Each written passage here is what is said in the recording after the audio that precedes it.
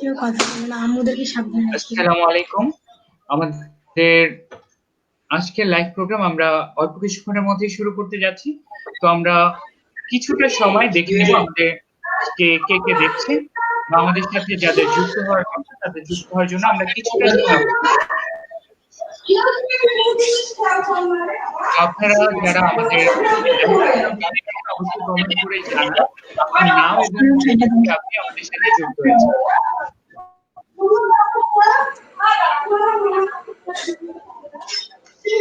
আর অল্প কিছুক্ষণের মধ্যে আমরা আমাদের মূল লাইভ প্রোগ্রাম শুরু করব। আমি ফ্যানটা দামি খাওয়া দিচ্ছি।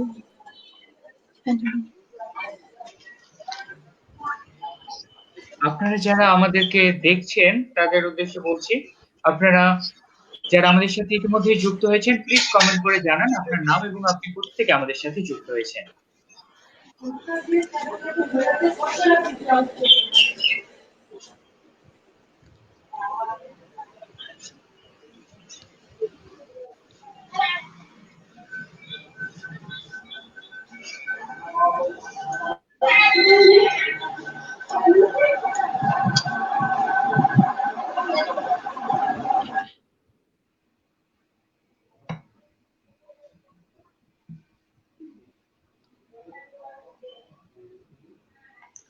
আচ্ছা, আমরা আরো কিছুক্ষণ অপেক্ষা করে দেখি, আমাদের সাথে এখনো তেমন হয়তো যুক্ত হয়নি। তো আমাদের সাথে যারা যুক্ত হচ্ছেন, আমাদের এই মূলত প্রোগ্রামটি মূলত বিতর্কিক বিতর্কতে আগ্রহী, অর্গানাইজিং বিষয়গুলোতে আগ্রহী মানুষদেরকে নিয়ে। তো আপনি আপনার ফ্রেন্ড সার্কেলে যারা আছেন সবাইকে আমাদের এই লাইভ প্রোগ্রামটি শেয়ার করে জানিয়ে দিন। ইনশাআল্লাহ আমরা একটা সুন্দর লাইভ প্রোগ্রাম উপভোগ করতে যাব। তো আমরা আর অল্প কিছুক্ষণ অপেক্ষা করব, তারপরে আমরা আমাদের মূল লাইভ প্রোগ্রামে চলে যাব। তো আপনারা যারা আমাদের সাথে ইতিমধ্যে যুক্ত হয়েছেন তারা প্লিজ কমেন্ট করে জানান আপনার নাম এবং আপনি কোথা থেকে আমাদের সাথে যুক্ত হয়েছেন।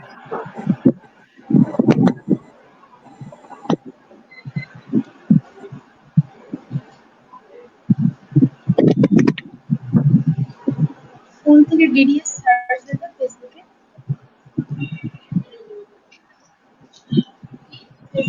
ডিডিএস সার্চ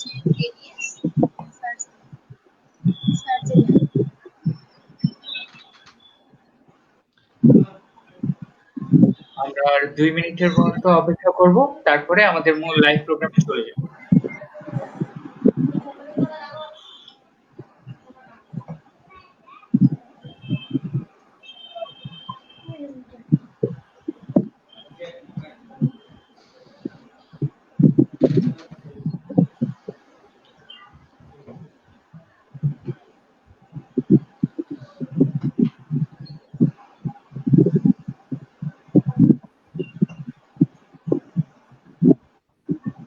লাইভ হচ্ছে, দেখো কেমন আছে।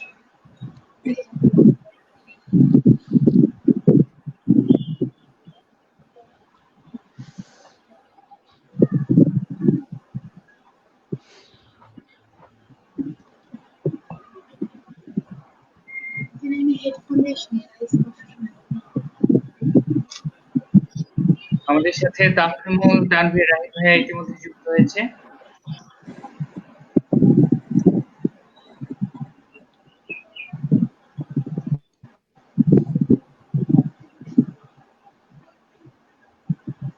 আমরা আরো কিছুক্ষণ অপেক্ষা করি।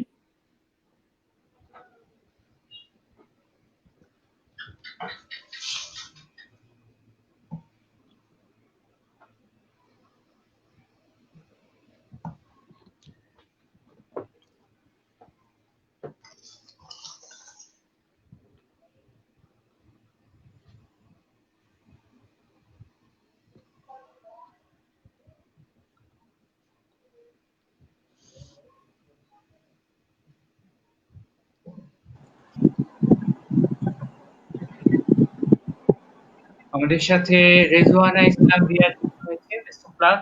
থ্যাংক ইউ রিয়া, সবার জন্য শুভকামনা। ধন্যবাদ তাফহিমুল তানভীর রাহিম ভাইয়াকে। ধন্যবাদ।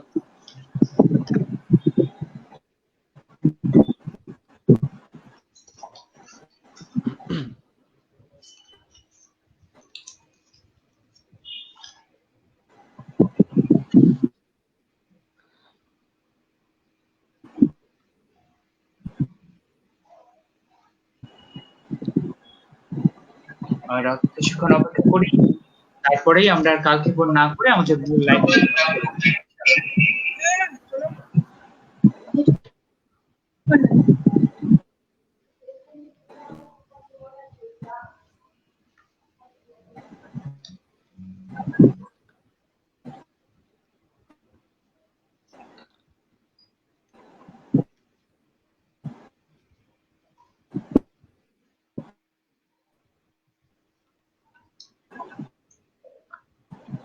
আমরা আর কালক্ষেপণ করবো না। আমি আবারও বলছি, আপনারা যারা আমাদের সাথে ইতিমধ্যেই যুক্ত হয়েছেন তারা প্লিজ কমেন্ট করে জানান আপনার নাম এবং আপনি কোথা থেকে আমাদের সাথে যুক্ত হয়েছেন। একই সাথে আপনার ফ্রেন্ড সার্কেল বা আপনাদের পরিচিতদের মধ্যে বিতর্কের প্রতি বা অর্গানাইজিং বিষয়গুলোর প্রতি আগ্রহী এমন অনেকেই থাকতে পারে, তাদেরকে আমাদের আজকের এই লাইভ প্রোগ্রামটি শেয়ার করুন এবং আমাদের সাথে যুক্ত হওয়ার সুযোগ করে দিন। আমরা ঠিক 7:20 আমাদের মূল লাইভ প্রোগ্রাম শুরু করব।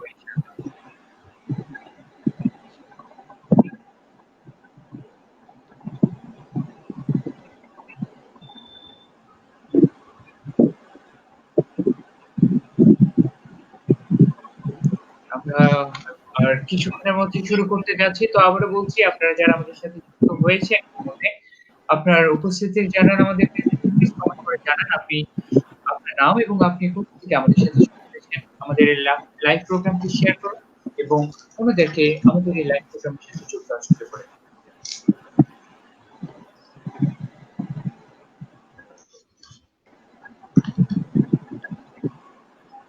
আমি কি নিচে দেখাচ্ছি দেখো? ঠিক আছে।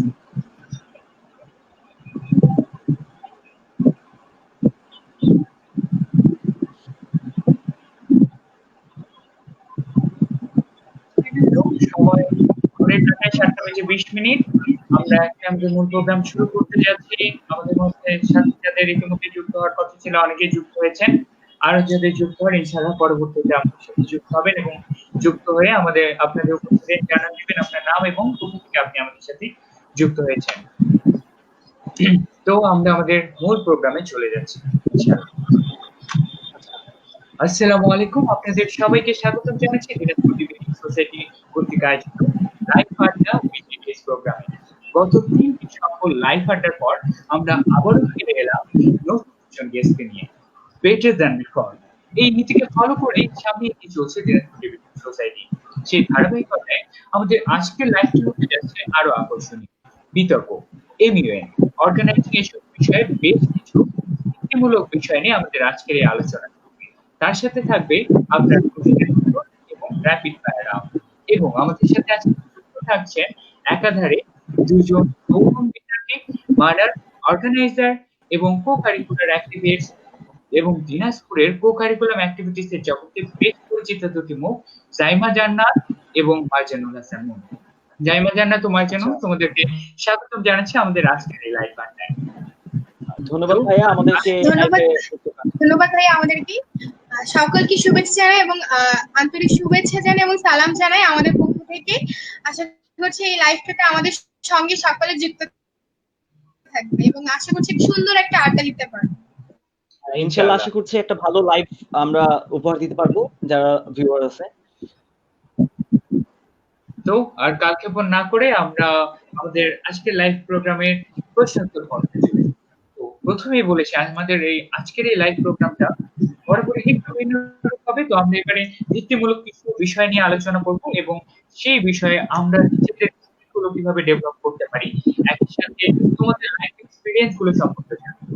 তো সেক্ষেত্রে আমাদের আজকের এই লাইভ প্রোগ্রামের প্রথম বিষয় হলো ডিবেট বা বিতর্ক।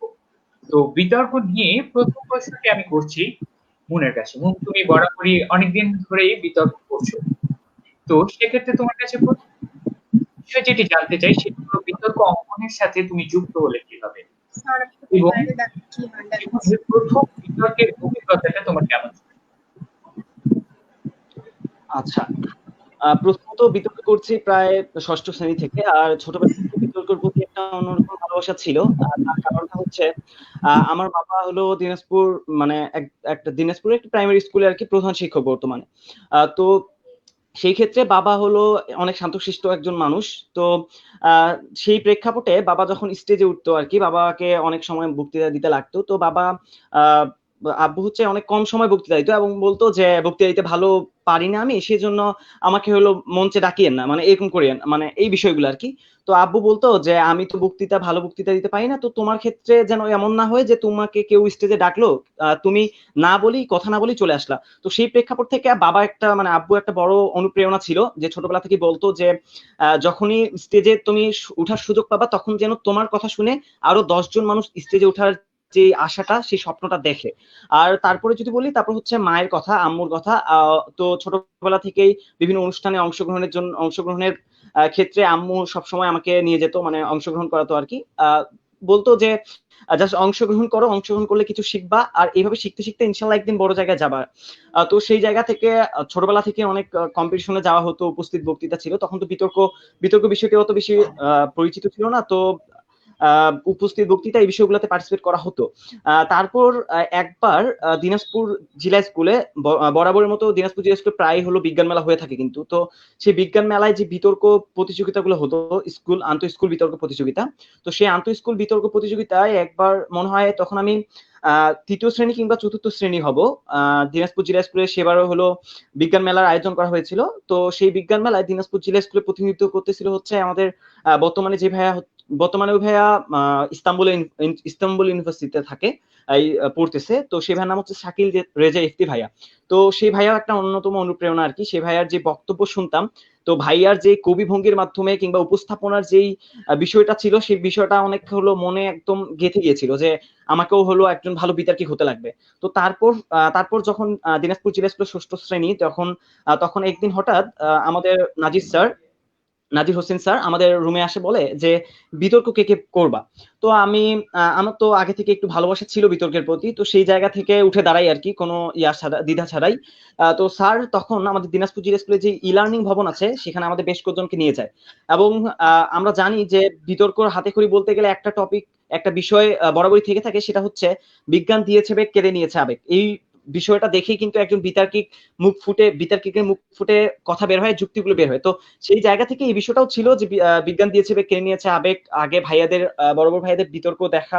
তো সেই জায়গা থেকে এক্সপ্রেস করি আর কি, মনের কথাগুলোকে বলার চেষ্টা করি, যুক্তি দেওয়ার চেষ্টা করি। তো সেই বিতর্কটাও ইনশাল্লাহ প্রথম বিতর্ক হলেও ভালোই হয়েছিল বিতর্কটা। এবং যেহেতু প্রায় সবাই নতুন ছিলাম, তো সেই জায়গা থেকে সেদিন শ্রেষ্ঠ বক্তা হওয়ার যে একটা নতুন অনুভূতি ছিল, সেই অনুভূতিটাকে ধরেই বিতর্কের প্রতি আরো একটু বেশি ভালো লাগা, যে অন্য কারো অনুপ্রেরণা উৎসটা যাতে আমি হতে পারি আর কি। তো এভাবেই করে বিতর্ক অঙ্গনের সাথে পরিচিত হওয়া, বড় বড় ভাইয়াদের সাথে পরিচিত হওয়া, বিভিন্ন নিজের জেলা বাদে বিভিন্ন অন্যান্য জেলার ভাইয়াদের, এছাড়া পুরো বাংলাদেশের আলো এনডিএফ বিডিএর ভাইয়াদের সাথে পরিচিত হওয়া, এভাবে করেই মানে বিতর্ক নিয়ে ভালোই চলছে। আর বিতর্ক নিয়ে ইনশাল্লাহ আরো সামনে এগিয়ে যাওয়ার চিন্তা ভাবনা আছে, কেবল শুরু। আশা করছি যে আর এভাবেই সামনে এগিয়ে যেতে পারবো সবার দোয়ায়।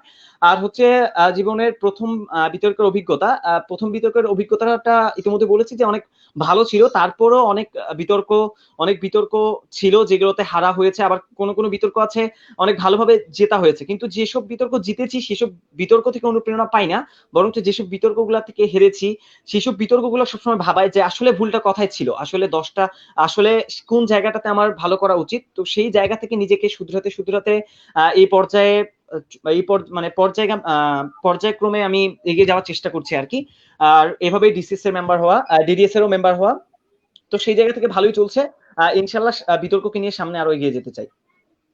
ধন্যবাদ মন তোমার সুন্দর একটি উত্তরের জন্য। তো ইতিমধ্যে আমাদের সাথে আরো একজন যুক্ত হয়েছেন, মিফতাহুল জান্নাত সাবা। তো এভাবে আমাদের সাথে আরো যারা যুক্ত হচ্ছেন তারা প্লিজ কমেন্ট করে জানান, আমাদেরকে দেখছেন আপনার উপস্থিতির জানান দিন আমাদেরকে। এবং এবারে একই প্রশ্ন আমি করতে যাচ্ছি জাইমা জান্নাতের কাছে, যে জাইমা, বিতর্ক অঙ্গনের সাথে তুমি যুক্ত হলে কিভাবে এবং জীবনের প্রথম বিতর্কে তোমার অভিজ্ঞতাটা কেমন ছিল?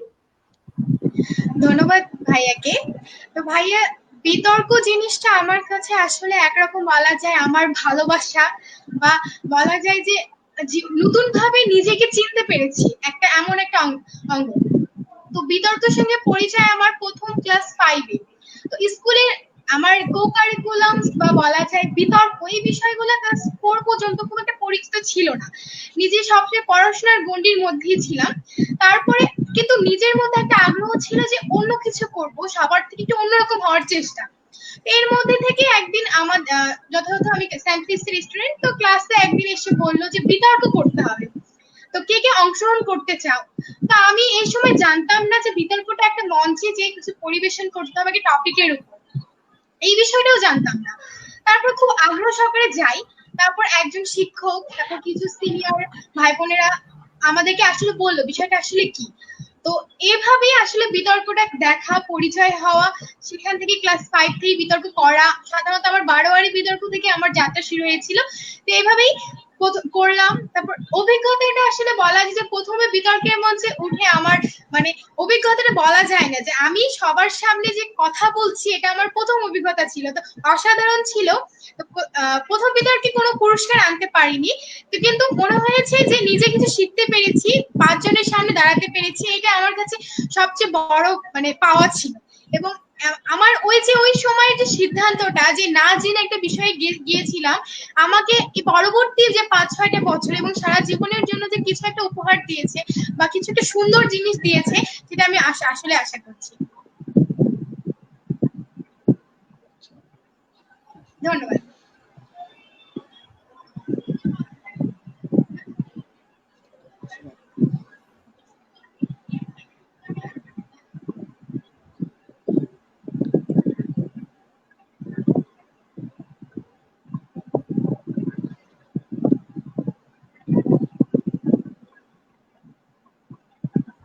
আচ্ছা, আরেকটা কথা কিন্তু লক্ষণীয় যে বিতর্কের মঞ্চে যখন আমরা উঠি, তখন কিন্তু দেখা যায় যে আমাদের প্রায় আমরা কিন্তু প্রথম যেহেতু থাকি, সেক্ষেত্রে কিন্তু আমাদের হাত পা কাঁপে। তো সেই জায়গা থেকে কিন্তু প্রথম বিতর্কের যে অনুভূতিটা ছিল, এটাও কিন্তু ছিল যে হ্যাঁ, যেহেতু অবশ্যই স্যারের এই সামনে অনুভূতিটা কিন্তু প্রত্যেক, আমার মনে হয় প্রত্যেক বিদ্যার্থীকেরই এই অনুভূতিটা থাকে যে প্রথমবার স্টেজে উঠে হাত পা কেঁপে যায়, এই অনুভূতিটা।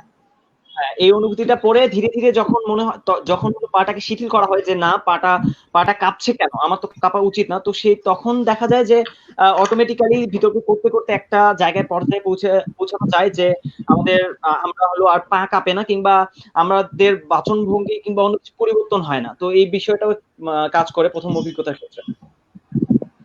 আচ্ছা, যাই হোক, তোমাদের দুজনের উত্তরই অনেক সুন্দর ছিল প্রথম প্রশ্নে। তো আমরা পরবর্তী প্রশ্নে চলে যাচ্ছি।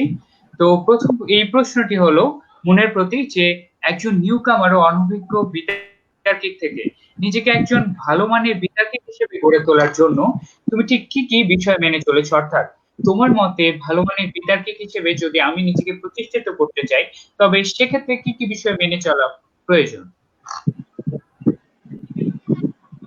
আচ্ছা, প্রশ্নটা খুবই ভালো যে একজন নিউ কামারের ক্ষেত্রে কি কি বিষয়গুলা তাদেরকে সাপোর্ট করতে পারে যে তারা একজন ভালো মানার হিসেবে গড়ে উঠবে। তো আমার মতে যদি আমি আমার ব্যক্তিগত ব্যাখ্যা দিয়ে বলি, তাহলে আমার মনে হয় যে আমরা যখন নিজের সাথে নিজে বিতর্ক করতে পারবো, তখনই আমার মনে হয় যে একটা ভালো বিতার্কিক হতে পারবো। বিষয়টা হচ্ছে এরকম যে আমরা অনেক সময় দেখি যে যখন বিতর্ক হয়, তখন কিন্তু আমাদেরকে প্রথম একটা বিতর্ক টপিকটা নিয়ে একটু ঘাটাঘাটি করতে হয়। তো সেই জায়গা থেকে যখন আমি একটা বিতর্ক করতে চাই, একদম ভালো মানার হতে চাই, তো সেই জায়গায় আমাকে এই বিষয়টা দেখতে হবে যে আমি নিজের সাথে কতটুকু যুক্তিতর্ক করতে পারছি। বিষয়টা হচ্ছে এরকম যে আমি একটা যুক্তি দিচ্ছি, এই যুক্তিটার বিপরীতে আমি কি যুক্তি উপস্থাপন করতে পারি, এই বিষয়টা হচ্ছে অত্যন্ত জরুরি। তো সেই জায়গা থেকে যদি আমি একজন ভালো বিতার্কিকও হতে চাই, তো প্রথমত আমাকে নিজের সাথে বিতর্ক করতে হবে। তারপর আমরা যেটা দেখি যে আয়নার সামনে নিজেকে তুলে ধরা, আয়নার সামনে যে ব্যক্তিটা রয়েছে সেটা কিন্তু আমি, কিন্তু মনে করতে হয় যে সেটা আমি না, অন্য একজন বিতার্কিক, বিপক্ষ দল, তার সাথে আমি বিতর্ক করছি। তো এই জায়গা থেকে আমার মনে হয় যে নিজের সাথে যখন আমি ভালোভাবে বিতর্ক করতে পারবো, তখন কিন্তু আমি নিজেকে একজন ভালো বিতর্কিক হিসেবে গড়ে তুলতে পারবো। তারপর যে বিষয়গুলো আসে যে আমি কতটুকু বিষয়টিকে বুঝতে পারছি। তো সেই ক্ষেত্রে বিষয়টিকে আমার নিজের আন্দাজে কতটুকু ভালোভাবে খাপ খাইয়ে নিতে পারছি সাথে, যেভাবে আমরা পরিবেশের সাথে খাপ খাইয়ে নিই অ্যাজ এ সোশ্যাল বিং, আমাদের যেভাবে কাজ করে যেতে হয়, পরিবেশের সাথে সবকিছু খাপ খাইয়ে নিতে হয়। তো বিতর্ক করতে হলে স্ক্রিপ্টের সাথে কিংবা বিতর্কের বিষয়টার সাথে কিন্তু খাপ খাইয়ে নেওয়া কিন্তু অনেক গুরুত্বপূর্ণ একটা বিষয়।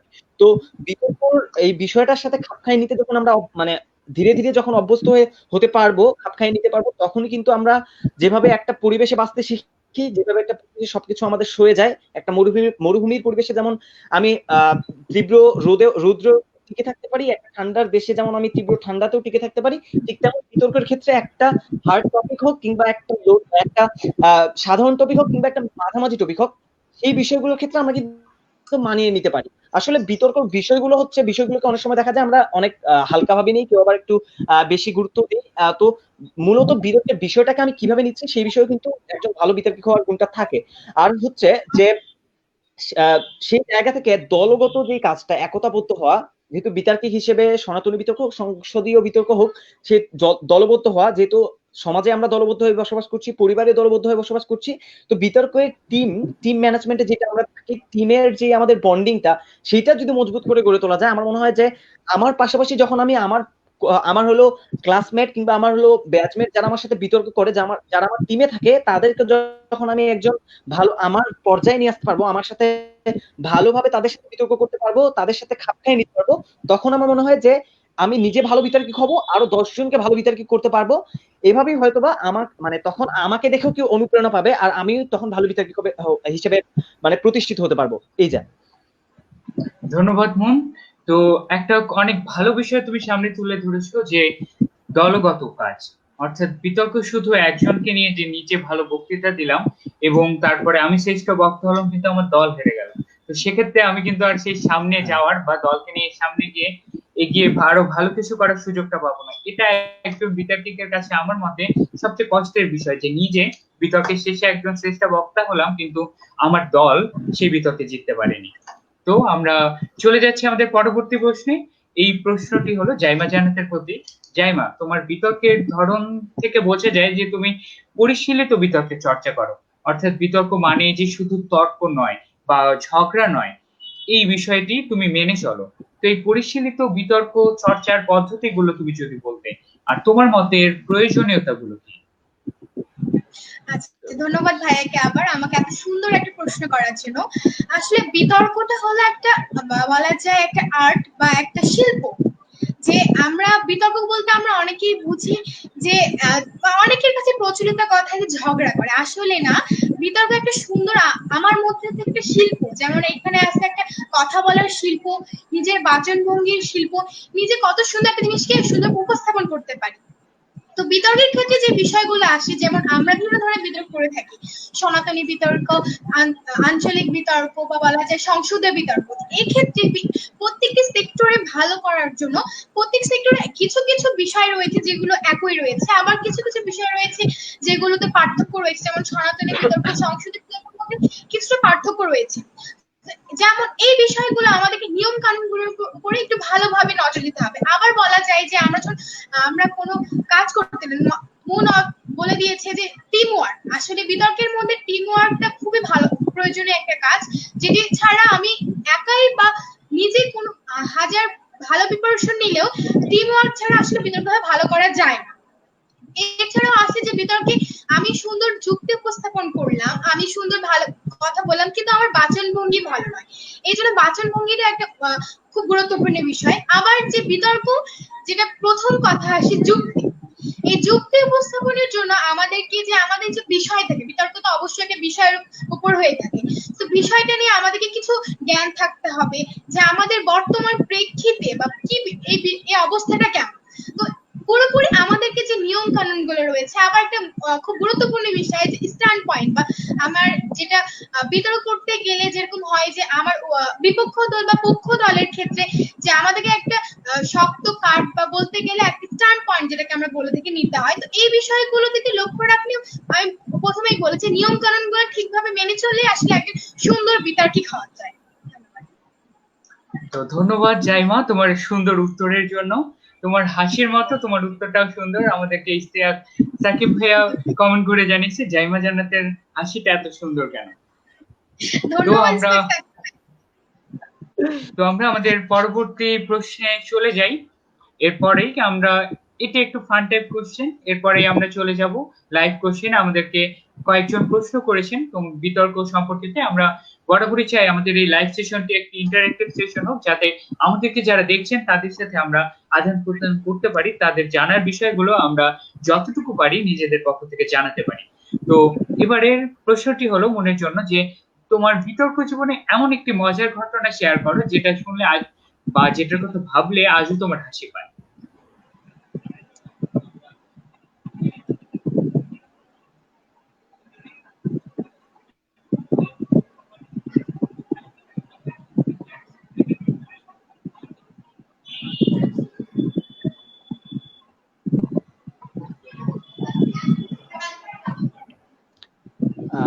আচ্ছা, তো আমার মনে হয় যে আমার যেই মানে মজার কাহিনীটা সেটা হয়তো জায়মা জান্নাতের সাথেও মিলে যায়।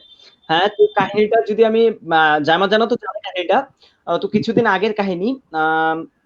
মেবি হলো এ ফাউন্ডেশনের তরফ থেকে আমি একটি একটু বলতে চাই। ভার্চুয়াল ডিবেট কম্পিটিশন রাখা হয়েছিল। তো সেই ডিবেট কম্পিটিশনে আমি জায়মা জান্নাত একই টিমে ছিলাম। আমি জায়মা জান্নাত দ্বিতীয় বক্তা, আমি দলনেতা হিসেবে ছিলাম। তো অন্য যে টিমটা ছিল সেটা মেবি কুমিল্লা অথবা মানে সিলেট ওই ওই অঞ্চলের।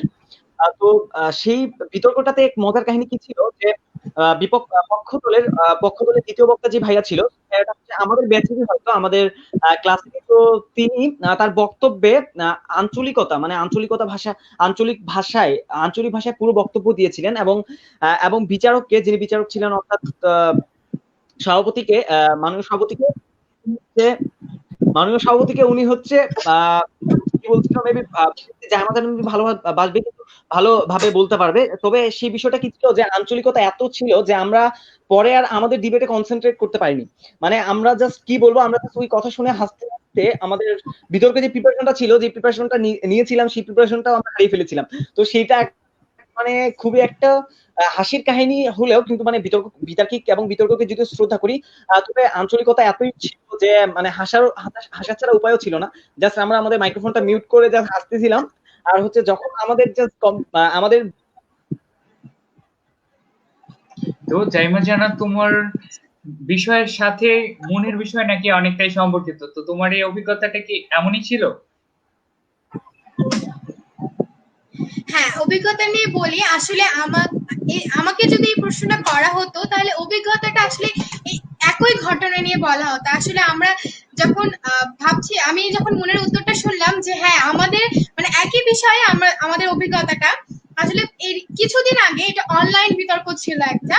তো আমরা একই দলে ছিলাম, দেখার পরে যে আঞ্চলিক সেকেন্ড বক্তা ছিল, আসলে যে বিপক্ষ দল যে আমাদের ছিল সেকেন্ড বক্তা আসলে পুরোপুরি কুমিল্লা না, সেটা সিলেট অঞ্চলের একজন ছিল।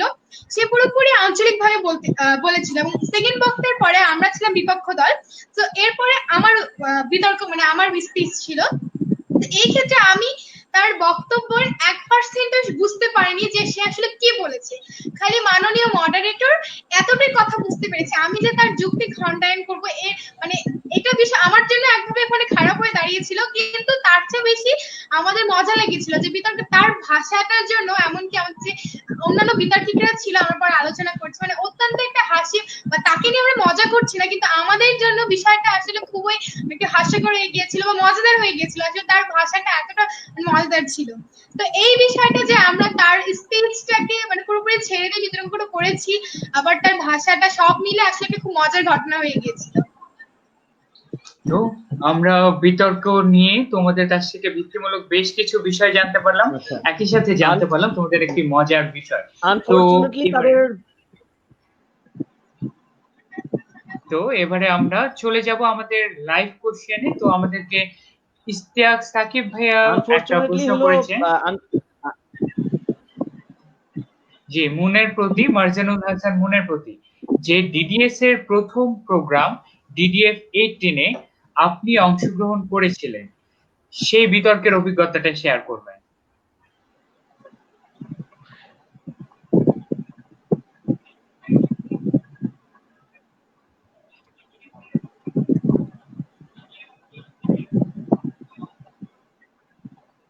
আচ্ছা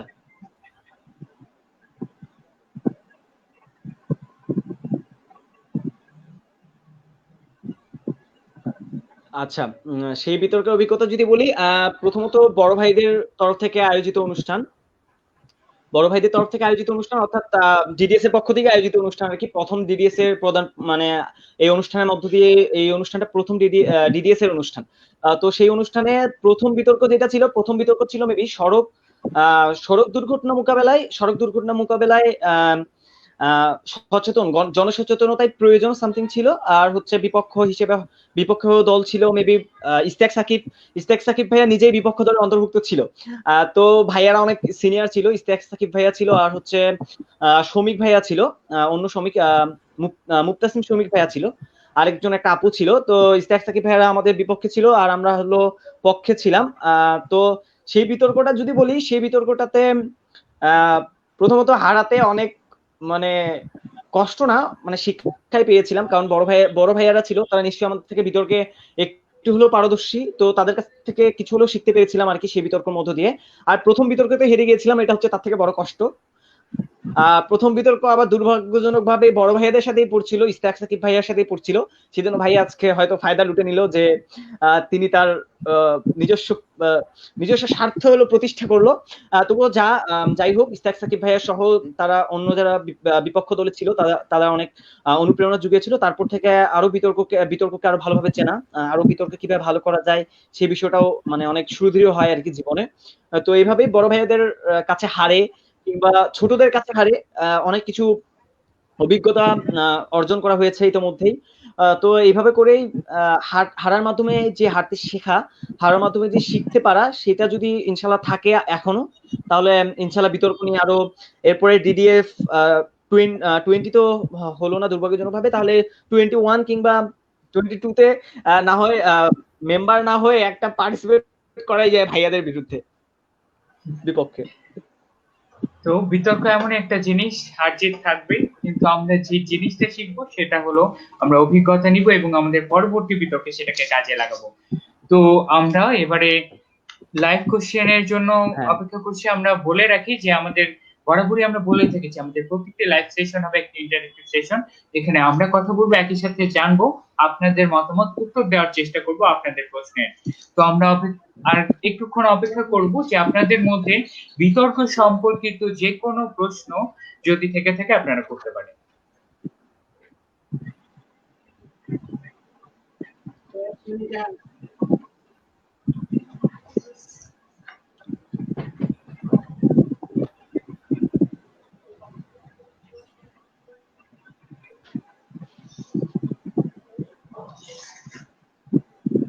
তো আমরা ইতিমধ্যে একটু প্রশ্নই পেয়েছি, আমরা পরবর্তী বিষয়ে চলে যাচ্ছি। আমাদের আলোচনার পরবর্তী বিষয় হলো MUN, মডেল ইউনাইটেড নেশনস।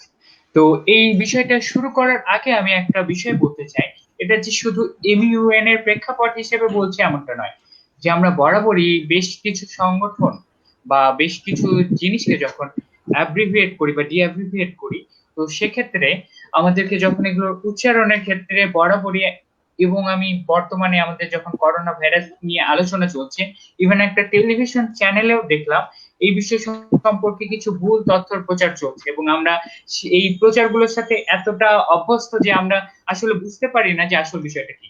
যেমন MUN বা যে কোনো শর্ট ওয়ার্ডের, যে কোনো অ্যাব্রিভিয়েটেড ওয়ার্ডের শর্ট ফর্ম যখন থাকে, we have to spell that separately, আমাদেরকে আলাদাভাবে সেটাকে স্পেল করে উচ্চারণ করতে হবে। যেমন, কিন্তু আমি একটা টেলিভিশন প্রোগ্রামে দেখলাম, খুবই রি-ওন্ড একটা টেলিভিশন চ্যানেল, নামটা না বলাই থাক, সেক্ষেত্রে তারা লিখেছিল যে হু কর্তৃক অনুমোদিত।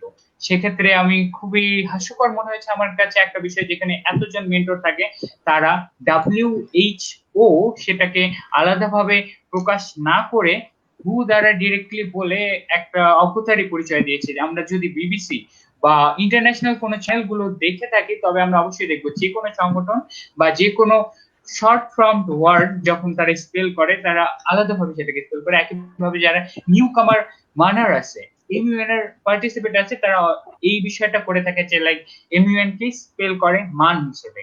তো সেক্ষেত্রে স্পেল করতে গেলে আমরা যদি ডিডিএস কে স্পেল করতে চাই, তবে এক্ষেত্রে বলতে গেলে অন্য একটা বিষয় চলে আসবে। যেটা আমাদেরকে মনে রাখতে হবে, যে কোনো ওয়ার্ডের শর্ট ফর্ম আমাদেরকে প্রত্যেকটা অ্যালফাবেটকে আলাদা করে স্পেল করতে হবে, এবং এটাই হলো উচ্চারণের নিয়ম। তো যাই হোক, MUN মডেল ইউনাইটেড নেশন, ছায়া জাতিসংঘ বর্তমান সময়ে যে বিষয়টা আলোচনায় একদম তুঙ্গে আছে। তো এই সম্পর্কে আমি প্রথমে এই প্রশ্ন করতে চাই মুনকে, নামের সাথে মিলও আছে। তো মুন, তোমার জীবনের প্রথম MUN এক্সপিরিয়েন্স কেমন ছিল?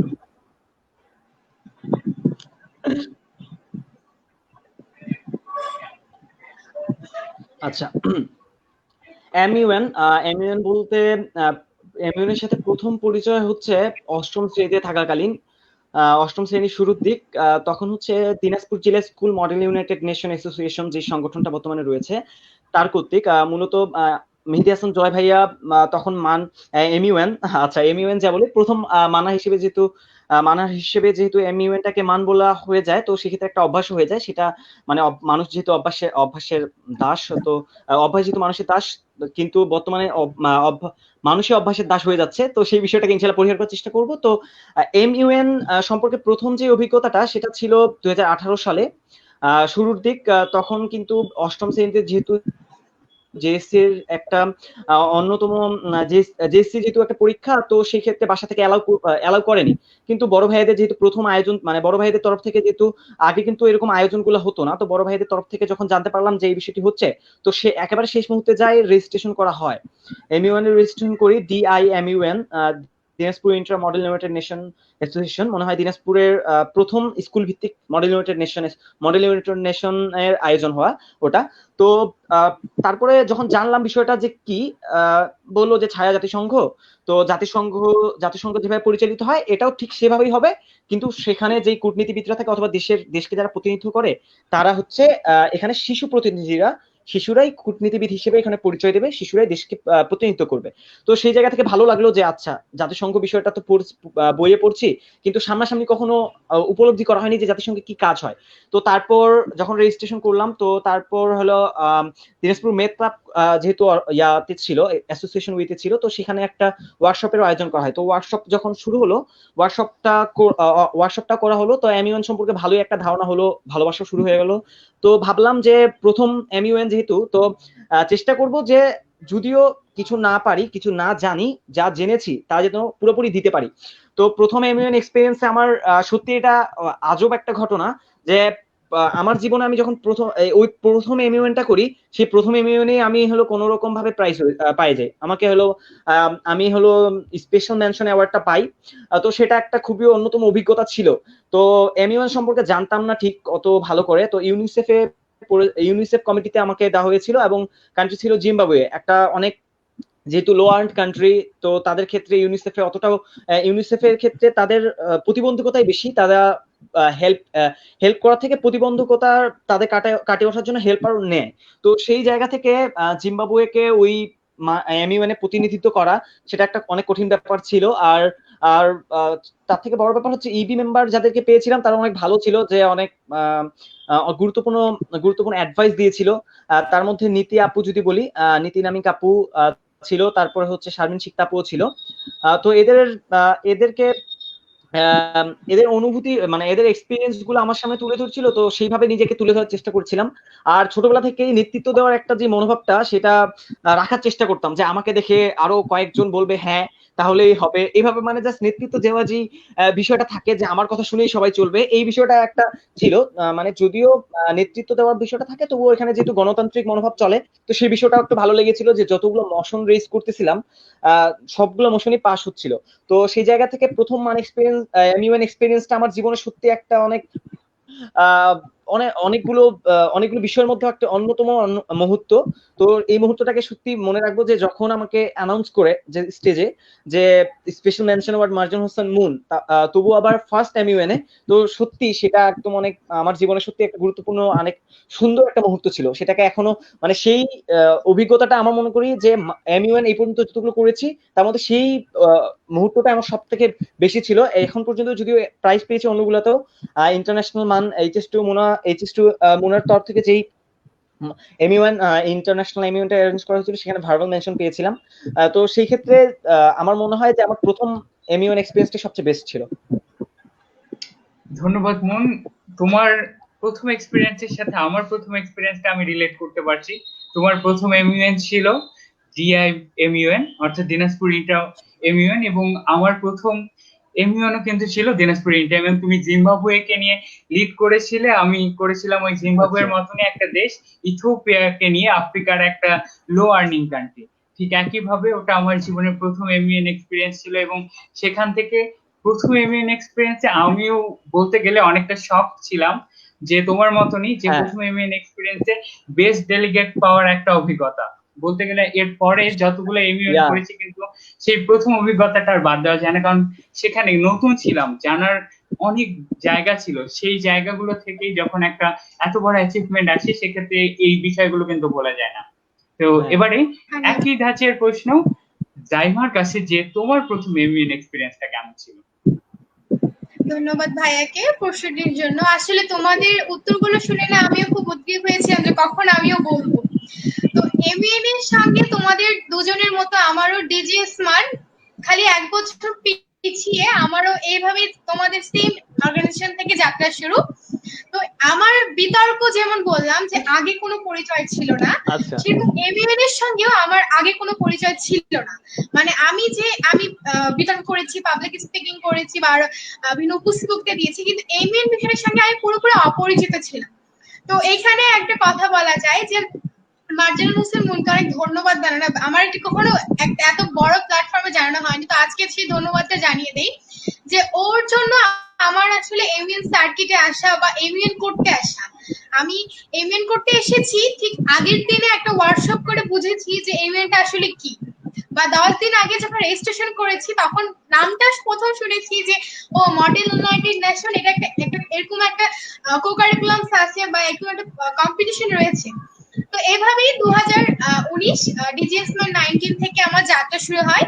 তো সেখানে ও আমাকে প্রথম বলে যে এরকম একটা কম্পিটিশন আছে, তুই করতে পারিস বা এরকম করাতে দেব না, অবশ্যই করা যায়। তো সেভাবেই আসা, এমনকি আমার প্রথম এমইএন আমার পরীক্ষার সময় ছিল, যার কারণে আমি প্রচন্ড চাপে পড়ে দিয়েছি, মানে আমার গিয়েছিল।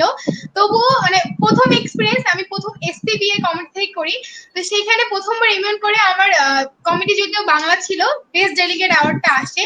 খুব ভালো লাগছিল যে নতুন কোথাও এসে কিছু ভালো করতে পেরেছি, বা নতুন আমার এমইএন বিষয়টাই খুব পছন্দ হয়েছিল যে আসলেই একটা কিছু শেখার বিষয় বা অন্যরকম একটি বিষয়টা যে একটা হচ্ছে। তো এভাবে আসে একটা নতুন জিনিসের সঙ্গে পরিচয়, নতুন ভাবে কোনো কিছু করা, বা নতুন একটা কান্ট্রি রিপ্রেজেন্টেটিভ বা নতুন জাতিসংঘ সম্পর্কে আরো পড়েছি বইয়ে, সেখান থেকে নতুন ভাবে জানলাম যে এভাবে বিদেশ বিষয়গুলো হয়ে থাকে। তো অন্যরকম একটা আগ্রহটা আমার অন্যরকম ছিল, পার্টিসিপেট করে আগ্রহটা আরো বাড়িয়ে গেছে এবং তারপর থেকে তো কন্টিনিউ করতেছি। তো এই তো এত সুন্দরই ছিল, আসলে আমার কাছে খুব পছন্দের একটা বিষয় এখন পর্যন্ত। ধন্যবাদ। ধন্যবাদ জাইমা। আমরা শুনতে পারলাম ধন্যবাদ জাইমা মুনের জান্নাত। প্রথম এমইএন এক্সপিরিয়েন্স এর কথা, জানতে পারলাম জাইমার, তার সাথে আমারটাও বলা হয়ে গেল। তো এবারে সেটা ছিল আমাদের প্রথম এমইএন এক্সপিরিয়েন্স সম্পর্কে। তারপরে এই দুজন এমইউএনারই কিন্তু পরবর্তীতে বেশ কিছু এমইএন এ পার্টিসিপেট করেছে এবং বরাবরই অনেক ভালোভাবে সেই এমইএন গুলোতে নিজেদের দক্ষতার স্বাক্ষর রেখেছে এবং নিজেদের দক্ষতাগুলোকেও বাড়িয়ে গেছে। তো এবারে এরকমই কিছু ভিত্তিমূলক প্রশ্ন করব এমইএন সম্পর্কে, যারা আমাদেরকে দেখছেন বা পরবর্তীতে দেখবেন তারা যাতে তাদের এমইএন সম্পর্কে ধারণাগুলোকে আরো ক্লিয়ার করতে পারে। তো এবারে প্রশ্নটা মুনের কাছে।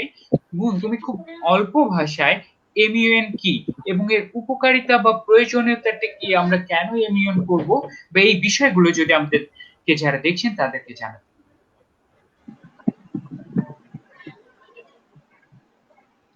আচ্ছা, এমইউএন বিষয়টাকে যদি খুব সংক্ষেপে বলা যায়, তবে এমইউএন বিষয়টা আমরা যা জানি, ইউনাইটেড নেশন আমরা যেটা বলি, জাতিসংঘ, যেটা পুরো বিশ্বের শান্তি প্রতিষ্ঠার জন্য কাজ করে। তো এমইউএন হচ্ছে মডেল ইউনাইটেড নেশন, তো জাতিসংঘের একটি ছায়া স্বরূপ।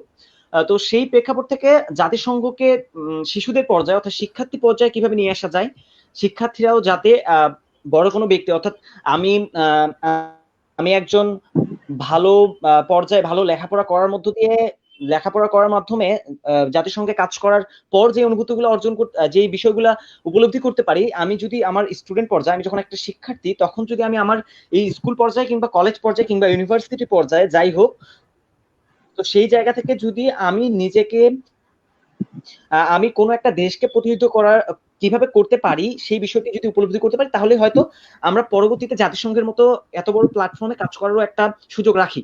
তো সেই জায়গা থেকে জাতিসংঘের যে ছায়া স্বরূপ, সেটা হচ্ছে এই এমইউএন বা মডেল ইউনাইটেড নেশন, যেখানে জাতিসংঘের যেই কাজগুলো হয়ে থাকে সেগুলো জাস্ট এখানে উপলব্ধি করা, এখানে জাস্ট তুলে ধরা হয় যে আমি একটা গ্লোবাল প্রবলেম নিয়ে আলোচনা করতেছি, গ্লোবাল এজেন্ডা নিয়ে আলোচনা করতেছি, যে এজেন্ডার পক্ষ হয়ে এই এজেন্ডার পক্ষে আমি যেই সলিউশনগুলো প্রোভাইড করব সেটার জন্য আমি একটা দেশকে প্রতিনিধিত্ব করব, আমি যার মাধ্যমে আমি সেই দেশে কিভাবে প্রবলেমটা দূর করা যায়, তার সাথে বৈশ্বিক এই সমস্যাটাকে কিভাবে দূর করা যায় সেই বিষয়টাও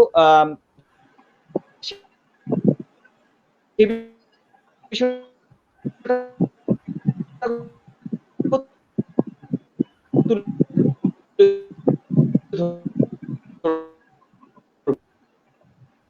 ধরবো।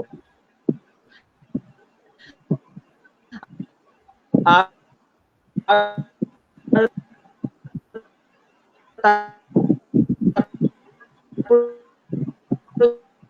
যদি বলি এর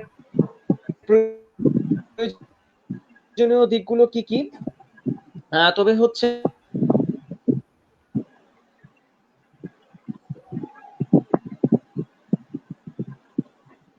তো আমরা দেখতে পাচ্ছি মাহজানুল হাসান মুন কিছু ধরনের টেকনিক্যাল ডিফিকাল্টি ফেস করছে। বর্তমানে আমরা যেটা দেখছি বরাবরই যে এই ক্ষেত্রে অনেক ক্ষেত্রে আমাদেরকে বাফার ফেস করতে হয়। তো আমাদের the show must go on, আমরা অপেক্ষা করব, আবার অবশ্যই মাহজানুল হাসান মুন আমাদের সাথে যুক্ত হবে। তো এবারের প্রশ্নটা জাইমা জান্নাতের প্রতি, যে জাইমা তুমি বরাবরই অংশগ্রহণের শুরুর পর থেকে এখন আরো অনেক দক্ষ একজন এমইউএনআর হিসেবে নিজেকে প্রেজেন্ট করেছো, এবং তার সাথে এমইউএন এর যে বিষয়গুলো থাকে অর্গানাইজিং এর সাথে তুমি যুক্ত। তো এমইউএন এ তোমার নিজের এই দক্ষতা বাড়াতে গিয়ে যে বেসিক বিষয় কোনগুলো তুমি ঠিক আয়ত্ত করার চেষ্টা করেছো, যে কোন বেসিক বিষয়গুলো তুমি চেষ্টা করেছো যে এগুলো আয়ত্ত করতে পারলে আমি একজন এমইউএনআর হিসেবে নিজের দক্ষতাকে আরো বাড়াতে পারি? আচ্ছা, ধন্যবাদ আবার স্বর্ণ ভাইয়াকে। তো এমইউএন এর যে বিষয়টা আমাদের প্রথমে দক্ষতার জন্য বলা যায়, যে আমরা যখন এমইউএন করি বা এমইউএন করতে লাগে, ফার্স্ট যেটা বলা যায় যে আমি যে এমইউএনটা করব কোন ভাষায় করব। সাধারণত আমরা বাংলা অথবা ইংলিশ, তো এই ক্ষেত্রে ম্যাক্সিমাম ক্ষেত্রে দেখা যায় যে আমাদের ইংলিশটাকে এমইউএন এ বেশি প্রাধান্য দেওয়া হয়। তো এই ক্ষেত্রে ইংলিশ স্পিকিংটা খুব একটা জরুরি বিষয়, বলতে গেলে বেসিক বিষয়। আমাকে এমইউএন এ পার্টিসিপেট করে কথা বলতে গেলে আমাকে ইংলিশটা অবশ্যই জানতে হবে। যদি আমি স্বল্প কিছু পারি, এমনকি এমইউএন এ ইংলিশ স্পিকিংটা প্র্যাকটিসের জন্য একটা অনেক বড় সেক্টর বা প্ল্যাটফর্ম বলা যায়।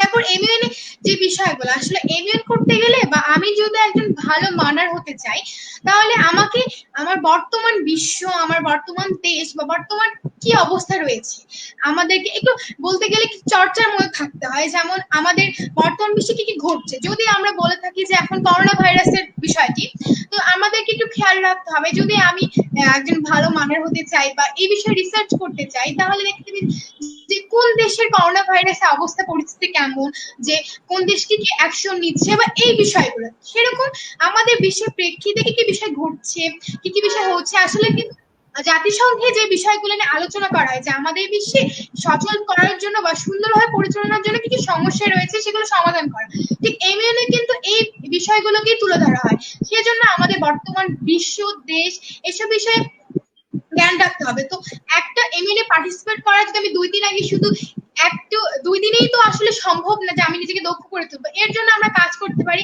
আমরা কিছু আমাদের সপ্তাহে বা কিছু একটা সময়ে আমরা চর্চার মধ্যে রাখবো, যে আমরা এখন তো আমরা বর্তমানে বিভিন্ন প্ল্যাটফর্মে রয়েছে, আমরা যে কোনো বাড়িতে বসে যে কোনো নিউজ বা খবর পাচ্ছি। সো এরকম অবস্থান থেকে আমরা রিসার্চ করতে পারি বা আমরা জানতে পারি যে আসলে কি হচ্ছে। আসলে নিয়মিত একটা চর্চার মধ্যে থাকলে আমরা এই সপ্তাহে আমার বিশ্বে বা কি কি ঘটনা ঘটলো বা কি কি হলো, এই বিষয়গুলো লক্ষ্য রাখতে হবে। যা এমইউএন এর বিষয় ক্ষেত্রে রিসার্চ বিষয়টা, যে আপনি কি জানতে হবে বিশ্বের অবস্থাটা কি, আপনার দেশের অবস্থাটা কি। এরকম আরেকটা বিষয় আসে এমইউএন এর লিডারশিপ বা ডিপ্লোমেসি, যে বিষয়টা আসে যে আপনার মধ্যে লিডারশিপ বিষয়টা কতটুকু আছে। এমইউএন এ ভালো স্পিকিং করলাম, সুন্দর রিসার্চ করলাম বা সুন্দর প্রেজেন্টেশন দিলাম, কিন্তু আমার মধ্যে লিডারশিপ নাই বা আমি আমার লিড করতে পারতেছি না এতগুলো মানুষকে বা এতগুলো পার্টিসিপেন্টকে, তাহলে কিন্তু একটা ভালো রেজাল্ট আশা করা যায় না, প্রত্যাশা করা যায় না। তো আমার মধ্যে লিডারশিপ স্কিলটা থাকতে হবে, বা এটা একদিনে না, আস্তে আস্তে হতে হবে। আমার যেমন ফার্স্ট ইউনিয়ন থেকে সেকেন্ড ইউনিয়ন, থার্ড ইউনিয়ন এভাবে বিষয়টা ইমপ্রুভ হয়েছে, সেরকম লিডারশিপ স্কিলটা বাড়াতে হবে। তো এই ক্ষেত্রে কিন্তু এই লিডারশিপ স্কিলটা আমাদের ভবিষ্যৎ বা আমাদের বর্তমান বা আমাদের যে কোনো জীবনে কিন্তু লেগে থাকে বা প্রয়োজন হয়ে যায় এই বিষয়টা। তো এইরকম লিডারশিপ, রিসার্চ এবং ইংলিশ স্পিকিং এই বিষয়গুলো আসলে ব্যস্ত, এই বিষয়গুলো জানলে আমরা অবশ্যই এমইউএন এর ধাপে ধাপে ভালো করতে পারবো। ধন্যবাদ। ধন্যবাদ জাইমাকে, খুব সুন্দর ব্যাখ্যা দিয়ে একটা বিষয়ে ইমিউন সম্পর্কে আলোচনা করলো, যে কোন বেসিক বিষয়গুলো, এবং তার ব্যাখ্যাটাকে যদি সামারাইজ করি তবে প্রথমেই আসবে যে যে ভাষায় আমরা ইমিউন করছি সেটা সম্পর্কে স্পষ্ট দক্ষতা থাকতে হবে, এটা বিতর্কের ক্ষেত্রেও আমরা জানি। তো তারপরে তার আসছে যে লিডারশিপ স্কিলকে গ্রো করতে হবে আমাদেরকে, কারণ আমাদের আর আরেকটা জিনিস সেটা হলো প্র্যাকটিস আর রিসার্চ। বরাবরই যখনই আমরা কোনো ইমিউনে পার্টিসিপেট করতে যাব, যারা ওয়ার্কশপ করাবে তারাই বলবে, কারণ তোমার রিসার্চ যত রিচ হবে, আমরা আমাদের নিজেদের দক্ষতা, নিজেদের প্রেজেন্টেশনটাকে সবার সামনে আরো বেশি শক্তিশালী ভাবে প্রেজেন্ট করতে পারবো। তো এবারে প্রশ্ন তোমার কাছে, যে আমরা ইমিউন এখন অনেকটাই রিচ করা শুরু করেছি, কিন্তু তারপরে বিতর্ক যেভাবে ঘরে ঘরে ছড়িয়ে গেছে, প্রায় বিতর্ক জানে না এখন এমন শিক্ষার্থী বলতে গেলে প্রায় নেই, সেভাবে কিন্তু এমইউএন এর রিচটা এখনো পর্যন্ত পৌঁছায়নি। তো সেক্ষেত্রে এমইউএন এর মতো এত বড় একটা প্ল্যাটফর্ম আমরা অবশ্যই চাইবো যে খুব, আর সেটা একটা অনেক ক্ষেত্রে আবার হাই ক্লাস বিষয়ে চলে যায়। তো আমরা বরাবরই চাই যে এই এমইউএন বিষয়টা সবার মধ্যে যাক, সবাই যেন স্কাই হাই ড্রিম এগুলো দেখতে পারে, রাখতে পারে ভবিষ্যতের জন্য। তো সেক্ষেত্রে তুমি ভবিষ্যতে এমইউএন প্ল্যাটফর্ম নিয়ে কাজ করার কি কোনো পরিকল্পনা আছে? হ্যাঁ, ধন্যবাদ। তো এমইউএন যেহেতু করি এবং এটা পছন্দের বিষয় এবং এমইউএন অর্গানাইজেশনের সঙ্গেও যুক্ত রয়েছি, তো অবশ্যই ভবিষ্যৎ পরিকল্পনা রয়েছে। তো আমি ভাইয়ের বিষয়টা একটু কথা বলতে চাই যে এমইউএনটা আসলে আমাদের দেশে এখনো পরিচিত নয় কেন, বা বিতর্কের সঙ্গে যদি আমরা তুলনা করি তাহলে কেন এত পরিচিত নয়। আসলে বলা যায় যে বিতর্কে কিন্তু আমাদের সেই আমরা বলতে থেকে আমার জন্মের আমরা অনেক আগে থেকে চর্চা করে আসতেছি, কিন্তু এমইউএনটা কিন্তু আমাদের বাংলাদেশের ক্ষেত্রে পরে এসেছে। এই ক্ষেত্রে একটা নতুন জিনিস বাংলাদেশ কালচারের মধ্যে গ্রহণ করা বা কিছু কিছু জিনিস আমাদের যদি বলি ফরেন কালচারের সঙ্গে সেগুলো কনভার্ট করে বাংলাদেশের কালচারের সঙ্গে এমইউএনটাকে সুইটেবল করা, এই বিষয়গুলোর জন্য এমইউএনটা কিন্তু আস্তে আস্তে পৌঁছাচ্ছে আমাদের বিভিন্ন মানুষের কাছে। এই বিষয়গুলোর জন্য আসলে যে স্বল্পতাটা বা রয়েছে যে এখনো অনেকেই জানে না কেন, তো এই বিষয়গুলোর জন্য এখন আমি যে বিষয়গুলো করতে চাই, আসলে আমি যে শহরটাতে রয়েছি বা দিনাজপুরে রয়েছি, যে এখন যদি আমি বলি দিনাজপুরকে নিয়ে পরিকল্পনা, যে আমি যতদূর চাবো যে আমার দিনাজপুরে প্রতিটি ছাত্রছাত্রীর কাছে বা প্রতিটি বাবা মার কাছেও যেন পৌঁছায় যে এমইউএনটা আসলে কি এবং কি কি বেনিফিট পাওয়া যায়। আসলে এমইউএনটা যদি আমরা একটা সুন্দর পরিকল্পনা বা একটা স্টুডেন্ট টাইম শিডিউলে করতে পারি, তার জন্য যে তার ভবিষ্যতের জন্য বা তার জন্য কতটা বেনিফিট পাবে সে যারা অংশগ্রহণ করে তারা বুঝতে পারে। তো এই ক্ষেত্রে অবশ্যই পরিকল্পনা তো আছেই যে আমরা বিভিন্ন ইভেন্ট অর্গানাইজ করে বা বলা যায় যে বিভিন্ন ওয়ার্কশপের মাধ্যমে আবার যে প্রতিটি স্কুলে বা প্রতিটি যেমন আমি যদি আমার দিনাজপুরে যে ইভেন্টটাকে ইনরিচ করতে চাই, তাহলে আমার প্রতিটি স্কুল স্টুডেন্টকে জানাইতে হবে যে ইভেন্ট আসলে কি, তাদেরকে বুঝাইতে হবে। কারণ এর ক্ষেত্রে কিন্তু আমারও বুঝতে সময় লেগেছে, একটা স্টুডেন্টের জন্য এই বিষয়টা বুঝতে সময় লাগে, কিন্তু আমাদেরকে যারা সাংগঠনিক কার্যক্রমে রয়েছে বা ইভেন্ট সংগঠনে রয়েছে তাদেরকে এই বিষয়টা তাদের কাছে পৌঁছে দিতে হবে। এরকম যদি আমরা আসলে একটা অর্গানাইজেশন একটা ছোট থেকে আসলে বড় হয়, সেরকম আমি কাজ শুরু করি দিনাজপুরে, সেটা যে ইনরিচ করে বাংলাদেশের বিভিন্ন স্থানে যেতে পারে। তো এইভাবে আসলে সকলের কাছে পৌঁছে দিলে আমাদের এমইউএনটা আসলে একটা সুন্দর সকলের কাছে পরিচিত বিষয় হয়ে উঠবে এবং বাংলা কালচারটাকে নিয়ে আমরা এমইউএন থেকে কতদূর আগাতে পারি এটাই হচ্ছে বিষয়। ধন্যবাদ। ধন্যবাদ জাইমা জান্নাত, তোমার অনেক সুন্দর ভবিষ্যৎ পরিকল্পনা। ইনশাআল্লাহ আমরা শুধু দিনাজপুরেই না, বাংলাদেশের মাটিতে সব জায়গায় যেন এভাবে ইভেন্টটাও বিতর্কের মতো এমন একটা বিষয় হয়, সবাই যাতে জানতে পারে, পুরো বিশ্বের সামনে আমাদের দেশকে রিপ্রেজেন্ট করতে পারে। তো আমরা আমাদের নীতিমূলক প্রশ্নগুলোর আলোচনা চলছে, এবং তার সাথে আপনারা যারা আমাদের সাথে ইতিমধ্যেই যুক্ত হয়েছেন তারা এখন আবারও বলছি, কমেন্ট করে আপনার উপস্থিতি জানান দিন। আপনার এমইউএন সম্পর্কে, বিতর্ক সম্পর্কে জানার যে কোনো বিষয় যদি থেকে থাকে তবে আমাদেরকে কমেন্ট করে জানান, আমরা আমাদের নিজেদের পক্ষ থেকে যতটুকু পারি উত্তর দেওয়ার চেষ্টা করব। তো আমরা এবারের প্রশ্নটা একটু ফান টাইপ, যেহেতু এমইউএন সম্পর্কে আলোচনা হচ্ছে, তো এমইউএন এর শেষের দিকে যে বিষয়টা আসে সেটা হলো ক্রাশ কনফেশন। তো সেক্ষেত্রে রাইমা জানা, তোমার কাছে ক্রাশ কনফেশনের কোন ক্রাশ কনফেশনটা সবচেয়ে মজাদার ছিল বা সবচেয়ে পছন্দের ছিল তোমার কাছে? আহ, এই ক্ষেত্রে একটু বিষয়টা আসলে আনফর্মালি হয়ে যায়, তবুও যেহেতু কোশ্চেনটা করেছে আমরা আসলে শেয়ার করি বিষয়টা, আসলে মজার সেশন হয়ে যাবে। তো কারণ ক্রাশ এন্ড কনফেশন তো অনেকই পাওয়া গেছে, তবে সবচেয়ে মজার ঘটনা যেটা আমি লাস্ট যে এমিউনটা করেছি আসলে একদম আসলে ডিসেম্বর মাসে, 2019 ডিসেম্বর মাসে হচ্ছে টিএমএস আর আরএসমার 19। তো এই ইউনিয়নে গিয়ে আমরা খুব সুন্দর কমিউনিকেশন শেষ করলাম। তারপর অ্যাওয়ার্ড গিভিং সেরেমনি গেল, আল্লাহর রহমতে সেখানে একটা অ্যাওয়ার্ডও পেয়েছিলাম। তো অ্যাট লাস্ট যখন ডিনার হয়, তো ডিনারের সময় দেখা যায় যে আমার পিছন থেকে আসলে ওখানে আমরা ইউনিয়ন সময় থেকে কিছু ফর্মাল ড্রেস আপ থাকে, তো আমার শাড়িটা পিছন থেকে টানা হয়েছিল একটা মেয়েকে দ্বারা।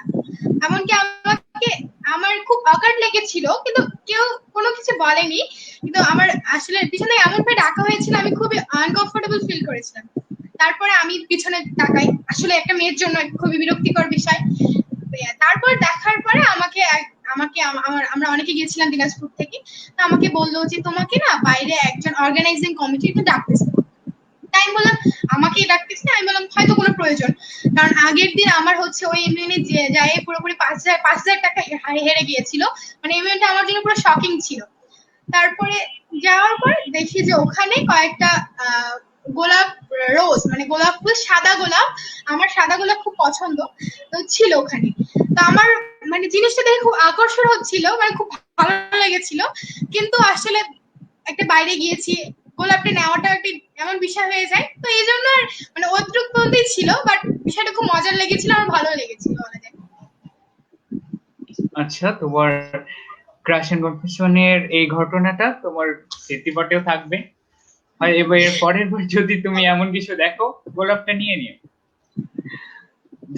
Just joking. তো এবারে আমরা আমাদের আবারও বলছি, আপনারা যারা আমাদের সাথে যুক্ত হয়েছেন, আপনাদের ইমেল সম্পর্কে আমরা বরাবরই চাই আমাদের এক্সপিরিয়েন্স, আমরা যতটুকু নিজের লাইফ এক্সপিরিয়েন্সে বিভিন্ন এমইউএন বিতর্কে পার্টিসিপেট করে আমরা যতটুকু জানার চেষ্টা করেছি, জানতে পেরেছি, সেগুলো আপনাদের সাথে শেয়ার করার চেষ্টা করি লাইভে এসে। তো আমরা আপনাদেরকে বরাবরই বলছি, আপনার যে কোনো প্রশ্ন থাকলে আমাদেরকে করতে পারেন। তো আমরা এবারে চলে যাব র্যাপিড ফায়ার রাউন্ডে, যেটা আমাদের এই লাইভের একটা আকর্ষণীয় দিক।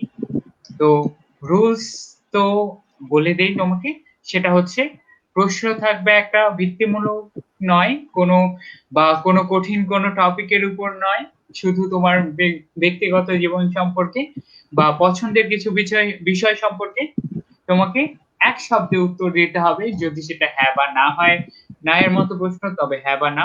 আর যদি কোনো এক শব্দের প্রশ্ন হয়, একটি শব্দের মধ্যে তোমাকে উত্তর দিতে হবে। এবং সময় খুবই কম, আমি তোমাকে ভাবার সময় দিব না। তো আমরা শুরু করছি আমাদের র্যাপিড ফায়ার রাউন্ড। ওকে, শুরু করা যাক। তো জীবনের সবচেয়ে অকওয়ার্ড কাজ। জীবনের সবচেয়ে অকওয়ার্ড কাজ। অকওয়ার্ড কাজ, বিতর্কের সময় একজনের মাথায় পানি ঢেলে দিয়েছিলাম। জীবনের সবচেয়ে আনন্দের মুহূর্ত। আনন্দের মুহূর্ত, বাবা আনন্দের মুহূর্ত তো অনেক রয়েছে, তবে একটা বলা যায় যে এক শব্দে উত্তর। জিএসসি রেজাল্টের সময় আব্বু আমাকে জড়ায় ধরা, এটা বলা যায়, খুব আদর করেছে। কোন পাবলিক ফিগারকে হিংসে হয়? কোন পাবলিক ফিগারকে হিংসে হয়? 2017 সালের মিস ওয়ার্ল্ড জান্নাতুল। ঘুম থেকে উঠে সবার আগে কি করো? নরমালি তো ব্রাশ করাই হয় আগে, তার আগে কোনো কিছু হয় না। কল্পনা বিলাসী নাকি বাস্তববাদী? দুটাই। বিতর্কে কখনো স্লেজিং করেছিলে? বিতর্কে কখনো স্লেজিং করেছিলে? স্লেজিং ডাইরেক্ট করিনি, ইনডাইরেক্ট করেছি। বিতর্ক না এমিউন, কোনটা বেশি পছন্দ? বিতর্ক থেকে যেহেতু যাত্রা শুরু, বিতর্কে বেশি পছন্দ। সকালের সংবাদ পড়া হয়? হ্যাঁ, পড়া হয়। রাজনীতিবিদ হওয়ার ইচ্ছা আছে? হ্যাঁ, অবশ্যই, অনেক ইচ্ছে, অনেক ইচ্ছে। একটি শব্দে নিজের পরিচয় দাও। Crazy girl. আচ্ছা, ধন্যবাদ। আমাদের র্যাপিড ফায়ার রাউন্ড শেষ হলো। তুমি কিন্তু বেশ কিছু রুল ভেঙেছো। কোশ্চেনের উত্তর দেওয়ার কথা ছিল এক শব্দে। যাই হোক, তো আবার আমরা আমাদের মূল অংশে চলে যাব, সেটা হলো অর্গানাইজিং স্কিল সম্পর্কে কিছু বিষয়ে কথা বলবো। তারপরে আমরা লাইভ কোশ্চেন সম্পর্কে কিছু প্রশ্ন নিয়ে আমাদের সেশন শেষ করবো ইনশাআল্লাহ। তো এবারে আমাদের অর্গানাইজিং বিষয় সম্পর্কে তোমার প্রতি প্রশ্ন হলো যে, জাইমা, তুমি ব্যক্তিগতভাবে বেশ কিছু সংগঠনের সাথে যুক্ত, আবার পড়াশোনায় বেশ ভালো। তো তোমার কাছে কাজ আবার পড়াশোনা এই দুটির মধ্যে তুমি ব্যালেন্স করো কিভাবে? আচ্ছা, ধন্যবাদ ভাইয়াকে প্রশ্নটির জন্য। তো পড়াশোনার অর্গানাইজিং করাটা আসলে প্রশ্নটা অনেক সুন্দর, যে আসলে আমরা কিন্তু এই প্রশ্নটা খুব ফেস করে থাকি বা অনেকের কাছে শুনে থাকি। তো পড়াশোনার অর্গানাইজিং এর ক্ষেত্রে হয় কি, যে আমাদেরকে যে অর্গানাইজিং করার ক্ষেত্রে সবসময় কিন্তু আমাদেরকে যে কাজ করতে হয় এরকম নয়।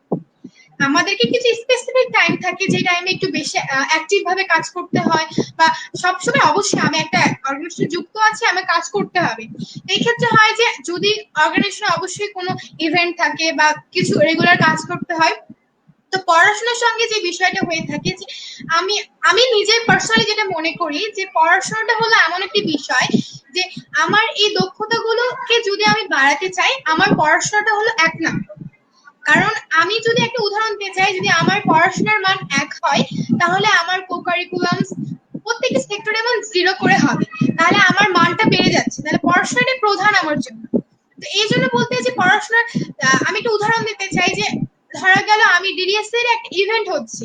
তো এই ইভেন্টে হয়তো এই সময়টাতে আমার কাজ বেশি থাকছে বা একটু কিছু কাজ করতে হচ্ছে। আমার পড়াশোনায় কিছুটা হলে সময় ব্যয় হচ্ছে। তো এই ক্ষেত্রে আমরা একটা কাজ করি, যে তার আগের সপ্তাহে বা পরের সপ্তাহে সেই পড়াশোনাটার যেটুকু আমি করে থাকি তার একটু বাড়িয়ে দিই। বা বলা যায় যে অর্গানাইজিং এর যেগুলো কাজগুলো থাকে সেগুলো আমার পড়াশোনার পরে সেগুলো শুরু হয়। তো এভাবেই আসলে করা হয় কাজগুলো। ধন্যবাদ জাইমা। তোমার এই বিষয়টা কিন্তু অনেকেই ফেস করে, যারা বিভিন্ন অর্গানাইজিং এ কাজে যায়। ফ্যামিলি থেকে বলা হয় যে পড়াশোনার কি অবস্থা হবে। তো আমরা যদি এই দুটোর মধ্যে ব্যালেন্স করতে পারি, অবশ্যই এটা করা সম্ভব। আচ্ছা, জীবনে হ্যাঁ, ঠিকভাবে ব্যালেন্স পড়তে কিন্তু, করাটাই আসলে হ্যাঁ। তো আমরা যারা আমাদেরকে দেখছেন বিভিন্ন অর্গানাইজিং কাজের সাথে যুক্ত, আবার সেক্ষেত্রে অনেকেই পড়াশোনায় পিছিয়ে পড়তে পারে। তো ফার্স্ট প্রায়োরিটি পড়াশোনা, তারপরে যদি আমরা সেটাকে কন্টিনিউ ঠিকভাবে করতে পারি, মনোযোগ দিয়ে অন্য বিষয়ে টাইম ওয়েস্ট না করে, তবে আমরা অবশ্যই অর্গানাইজিং কাজগুলোতেও ঠিক একইভাবে সময় দিতে পারবো, দুটোর মাঝেই ব্যালেন্স করে চলতে পারবো। তো তোমার জাইমা, তোমার কাছে আরেকটা প্রশ্ন, সেটা হলো একদম যারা অর্গানাইজিং কাজগুলো করছে কিন্তু অনেকেই হয়তোবা পূর্ব অভিজ্ঞতা না থাকার কারণে বা বিষয়গুলো সম্পর্কে না জানার কারণে কাজগুলো ঠিকভাবে করতে পারে না। তো তোমার মতে অর্গানাইজিং স্কিল বা সাংগঠনিক দক্ষতা এটা বৃদ্ধি করার জন্য কি কি বিষয় মেনে চলা উচিত? ধন্যবাদ প্রশ্নটি করার জন্য। আসলে অর্গানাইজিং স্কিলের জন্য সবার আগে যে বিষয়টা দরকার, সেটা হলো আমরা একটা বিষয়, একটা ফর্মাল ওয়ার্ড আমি বা একটা শব্দ বলতে চাই, যে আমরা পড়ে থাকি সাধারণত সমাজ বই বা বাংলাদেশ বিশ্ব পরিচয় বইয়ে, যে সামাজিক মিথস্ক্রিয়া, এই বিষয়টা একটা পড়ে থাকি। এই বিষয়টা দ্বারা বোঝায় যে আমি 5 জন মানুষের সঙ্গে বা 10 জন মানুষের সঙ্গে কিভাবে মিশতে পারছি, আমাকে তাদের সামনে কিভাবে নিতে পারছি, তারা আমাকে কিভাবে নিতে পারছে। এই ক্ষেত্রে হয় যে একটা আমি কিভাবে অন্যের সঙ্গে মিশে কাজটা করতে পারছি, মিলেমিশে কাজটা করতে পারছি, এই বিষয়টা অনেক জরুরি। এবং আরেকটা বিষয় জরুরি হচ্ছে যে সময় পরিকল্পনা। যেমন আমরা এর আগের প্রশ্নের সঙ্গে এটা একটু সংযুক্ত রয়েছে, যে সময় পরিকল্পনা খুব জরুরি। কারণ আমি যখন একটা অর্গানাইজেশনে যুক্ত হব বা পড়াশোনাও রয়েছে, তখন আমাকে অবশ্যই সময়টাকে খুব গুরুত্ব দিতে হবে। কারণ সময়ের সাথে কাজগুলো না করলে আসলে ঠিকভাবে হয় না। তো আমার নিজের মতামত অন্যদের জন্য পরামর্শ দিতে চাই, যে সময়টাকে খুব সুন্দরভাবে গুছিয়ে নিতে হবে, এবং যে আমি অন্যদের সঙ্গে আমার পরিচয় মানে মিলেমিশেটা আমি কতদূর থাকতে পারি, বা তাদের সঙ্গে কতটুকু নিজের সঙ্গে তাদের বন্ডিংটা ঠিক করতে পারি। এবং বলা যায় যে আমাকে অর্গানাইজেশনে যুক্ত হওয়া মানে আমি একটা লিডার হয়ে উঠছি। কারণ ভবিষ্যতের জন্য বা যেকোনো লিডার হয়ে ওঠা।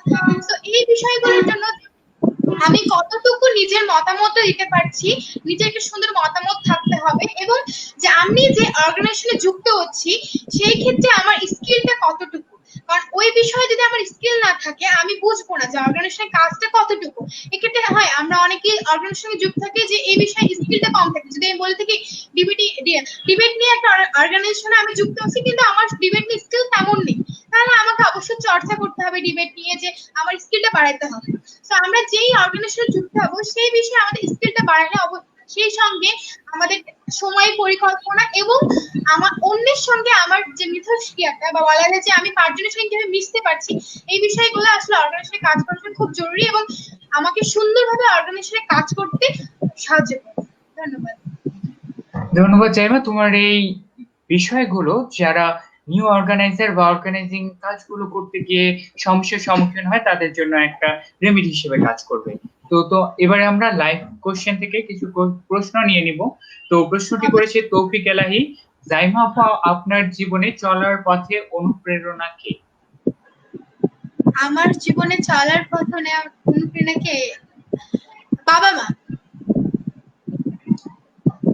একদম সোজা উত্তর, অবশ্যই বাবা মার সাপোর্ট না থাকলে আমরা এত দূর আসার প্রেরণাটা ঠিক পেতাম না।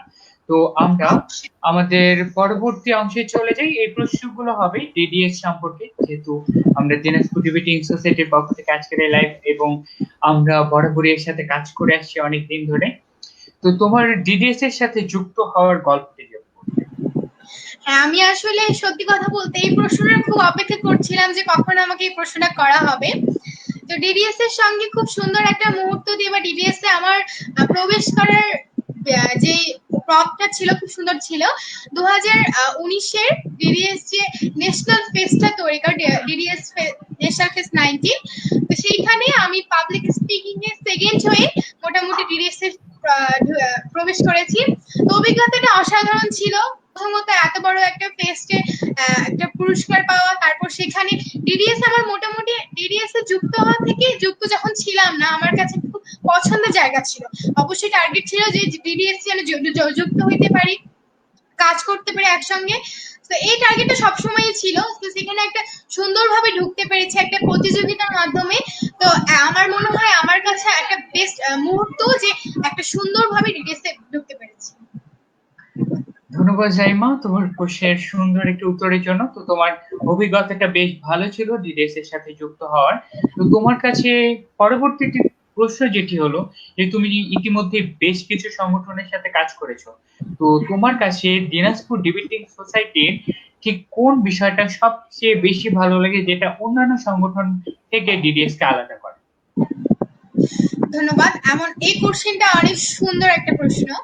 তো ডিডিএস এর যে বিষয়টা আমি বললাম যে ডিডিএস এ প্রবেশ করার আগে থেকে এখন পর্যন্ত ডিডিএস এ মেম্বার হয়ে রয়েছি, যে বিষয়টা আমার সবচেয়ে বেশি ভালো লাগে যে ডিডিএস এ যে সিদ্ধান্তগুলো নেওয়া হয় এবং যেভাবে তারা পরিচালনা করে একদম পারফেক্ট থাকে বা তাদের পরিকল্পনাগুলো খুব সুন্দর হয়ে থাকে, এই বিষয়টা খুব ভালো লাগে। এবং ডিডিএস এর প্রত্যেকটি যে সদস্য রয়েছে তারা প্রচন্ড সাহায্য করে একটি কাজে এবং নতুনদেরকে খুব সুন্দরভাবে স্বাগতম জানায় এবং তাদের মধ্যে যে একটা মিশুক স্বভাব বা সকলকে গ্রহণ করার স্বভাব, এই বিষয়ে ডিডিএস এর প্রত্যেকটি মেম্বারের মধ্যে রয়েছে। এবং প্রথমেই বলেছি ডিডিএস এর সবচেয়ে পছন্দের বিষয় আমার সুন্দরভাবে পরিকল্পনা করে সামনের দিকে এগিয়ে যাওয়া।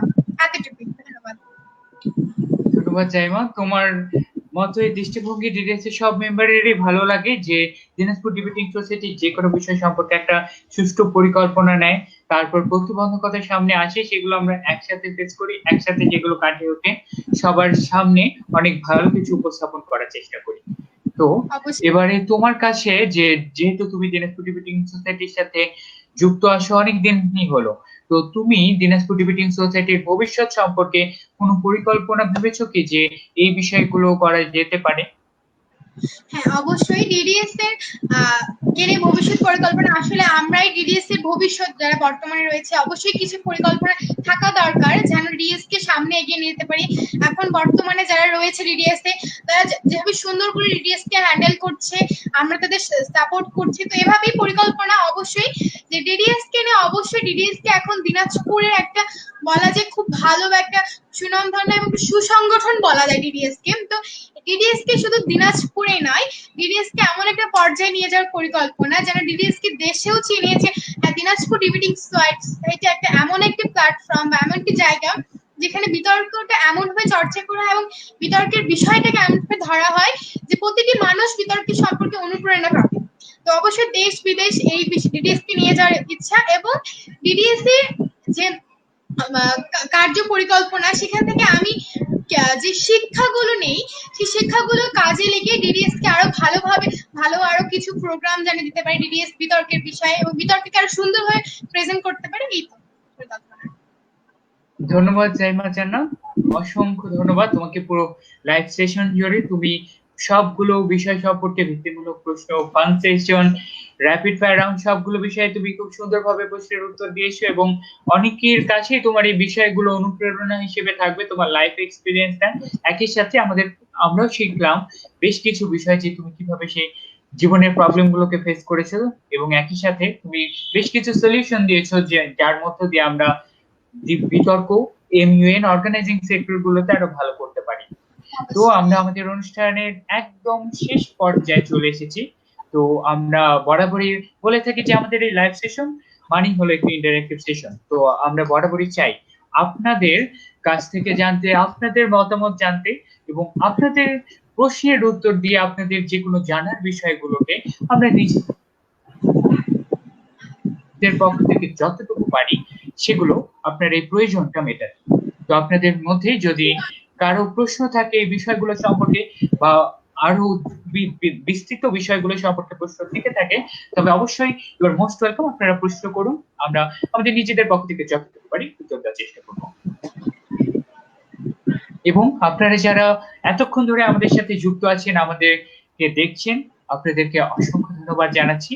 তো আমরা অনুষ্ঠানের একদম শেষ পর্যায়ে, এবং আমরা দিনাজপুর ডিবেটিং সোসাইটি বরাবরই চেষ্টা করি একই সাথে বিভিন্ন সেশন গুলো পরিচালনা করার সাথে সমাজের বর্তমান অবস্থা নিয়ে চিন্তা ভাবনা করার। ঠিক একইভাবে যখনই যে কোনো সামাজিক সমস্যা আসে, আমরা নিজেরা যেভাবে অন্যকে সচেতন করার চেষ্টা করি, একইভাবে নিজেরাও সমাজে নিজেদের পক্ষ থেকে যতটুকু পারি অসহায় মানুষদেরও সাহায্য করার চেষ্টা করি। তো আমাদের এখন আমরা বর্তমান সময়ে যে একটি বিষয় নিয়ে খুবই আলোচনা চলছে, পুরো বিশ্বই এই বিষয়টি নিয়ে শঙ্কিত। আমাদের পূর্ববর্তী লাইভ সেশন গুলোতে এটি সম্পর্কে আলোচনা হয়েছে। তো জাইমা, তোমার কাছে জানতে চাইবো, এখন আমাদের দেশের বর্তমান প্রেক্ষাপট নিয়ে আলোচনা করি, যে এই ভাইরাসের সংক্রমণ এখন কিন্তু অনেক বেশি পরিমাণে ছড়িয়ে গেছে। তারপরে অনেক জায়গায় জেলা ভিত্তিক লকডাউন হচ্ছে, অনেক জায়গায় লকডাউন খুলে গিয়েছে, কিন্তু সেক্ষেত্রে সচেতন জায়গা বলতে গেলে এখনো কিন্তু অনেকে গুজবের অপপ্রচার বেশি চালাচ্ছে, বা সঠিক যেসব জায়গায় সচেতনতার দরকার নেই সেসব জায়গায় সচেতন হয়ে তারা অনেক মানুষকে হ্যারাস করছে। যেমন অনেকে ধরা যায় যে করোনা ছাড়াই অন্য কোনো রোগে মারা গেল, সেসব লোকের ডাক্তারের ক্ষেত্রেও কিন্তু আমি আমার নিজের ব্যক্তিগত এক্সপিরিয়েন্স থেকে বলছি, সেসব ক্ষেত্রে কিন্তু তাদেরকে অনেক ধরনের প্রবলেম ফেস করতে হয়, যেটা কিন্তু তাদের করা উচিত নয়। জীবন থেকে একটি মানুষ হারিয়ে গেছে, তারপরেও কিন্তু মানুষগুলো নিজেদের মানসিকতার কারণে অনেককে জীবনকে শঙ্কার মুখে ফেলছে। সেই মানুষগুলো কিন্তু আবার যখন ঠিক জায়গায় সচেতন থাকতে হবে, জনসমাগমে যায় মাস্ক পরতে হবে, হ্যান্ড স্যানিটাইজার ইউজ করতে হবে, এই বিষয়গুলো কিন্তু তারা মানে না। তো তোমার ক্ষেত্রে যদি কেউ সঠিকভাবে সচেতন হতে চায় খুব অল্প বিষয়ে, তুমি যদি আমাদের যারা দেখছেন এবং এই বিষয়টি সবার মধ্যে ছড়িয়ে দেওয়ার জন্য, যে সঠিকভাবে সচেতন হওয়ার জন্য এই মহামারী সম্পর্কে, করোনা সম্পর্কে আমাদের কি কি বিষয়গুলো লক্ষ্য রাখতে হবে? ধন্যবাদ। আবারও একটা খুব সুন্দর কোশ্চিন। বর্তমান প্রেক্ষিতে যে আমাদের করোনা ভাইরাস বিশ্ব এবং আমাদের দেশেও প্রায় অনেক বেশি আক্রান্ত হয়েছে এবং আমাদের মহামারীতে পরিণত হয়েছে। তো এই ক্ষেত্রে কিন্তু আমাদের করোনা ভাইরাস থেকে রক্ষা পাওয়ার উপায় কিন্তু একমাত্র সচেতনতা, অর্থাৎ বলা যায় যে আত্মসচেতনতা। আমি কতটুকু সচেতন, আমরা আসলে দেখতে পাচ্ছি যে আমাদের অনেকেই রয়েছে বা দেশের বিভিন্ন পরিস্থিতি পাওয়া যাচ্ছে যে আমাদের মধ্যে সচেতনতার অভাবটা কম রয়েছে।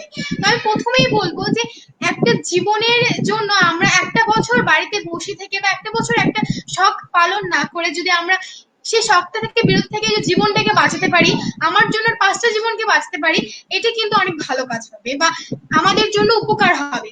তো আমি এটাই বলবো যে সকলে ঘরে থাকুন, কারণ এই মুহূর্তে আমরা যেসব কাজগুলো করতে পারবো, যেগুলো না বাইরে না গেলেই নয়, সেগুলো সেসব জায়গায় যাব।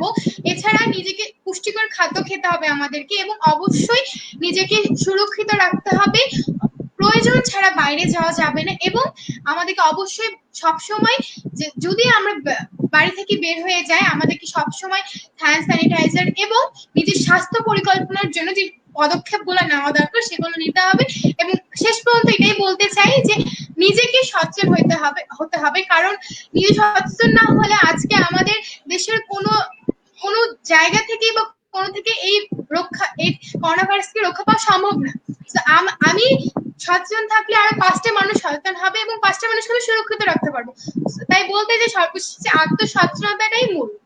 ধন্যবাদ। ধন্যবাদ জাইমা জান্নাত। তো আমরা আমাদের লাইভ প্রোগ্রামের একদম শেষ পর্যায়ে চলে এসেছি। এই লাইভ প্রোগ্রাম জুড়ে আমরা বেশ কিছু বিষয়ে আলোচনা করেছি এবং বর্তমান সময়ে আমরা একটু টেকনিক্যাল ডিফিকাল্টিজ ফেস করেছি, যেটা হয় স্বাভাবিক। তো বাট আমরা আমাদের অনুষ্ঠানের একদম শেষ পর্যায়ে আপনাদের সবাইকে আবার অসংখ্য ধন্যবাদ জানাচ্ছি আমাদের সাথে এতক্ষণ ধরে যুক্ত থাকার জন্য, আপনাদের মতামত জানানোর জন্য, এবং আশা করি আমাদের আসন্ন লাইভ প্রোগ্রামগুলোতে আপনারা এভাবে আমাদের সাথে যুক্ত থাকবেন। একই সাথে দিনাজপুর ডিবেটিং সোসাইটি দিনাজপুরের বুকে বিতর্ককে এক অনন্য পর্যায়ে নিয়ে যাওয়ার প্রত্যয় নিয়ে কিন্তু সামনে এগিয়ে যাচ্ছে, এবং সেই ধারাবাহিকতায় আমাদের এবারের দিনাজপুর ডিবেটিং সোসাইটি ডিবেটার রিক্রুটমেন্ট 2.0 শুরু হয়ে গেছে। তার লিংক ইভেন্টটিও কিন্তু আপনারা আমাদের অফিসিয়াল পেজে পেয়ে যাবেন। অবশ্যই আপনারা এর সাথে যুক্ত হন। আপনার যদি বিতর্ককে নিয়ে কাজ করার ইচ্ছে থাকে, দিনাজপুর ডিবেটিং সোসাইটির সাথে যুক্ত হয়ে কাজ করার ইচ্ছে থাকে, তবে আপনাদেরকে অবশ্যই মোস্ট ওয়েলকাম। তো আজকের এই লাইভ সেশন এ পর্যন্তই ছিল। জাইমা জান্নাত, তোমাকে আবারও অসংখ্য ধন্যবাদ এতটা সময় আমাদেরকে দেওয়ার জন্য। ভাইকে অসংখ্য ধন্যবাদ। সকলে ভালো থাকুন, সুস্থ থাকুন, ডিডিএস এর সঙ্গে থাকুন। একই কথা, stay home, stay safe, stay tune with DDS. Thank you everyone. Thank you.